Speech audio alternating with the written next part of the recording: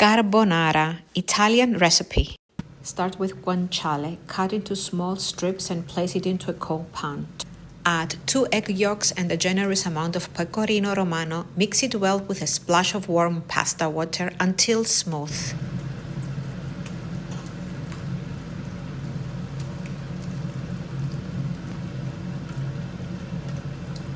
Meanwhile, bring a pot of water to a boil, lightly salted. Remember, the guanciale and pecorino are already salted.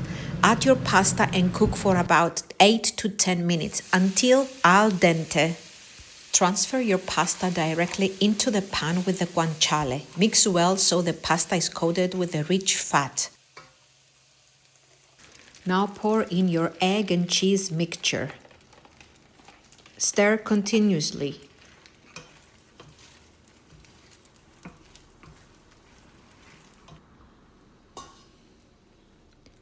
Add some extra pasta water if needed. The key is to make it look creamy. Serve it immediately with extra pecorino and black pepper on top, and of course, pair it with a glass of white wine. Enjoy!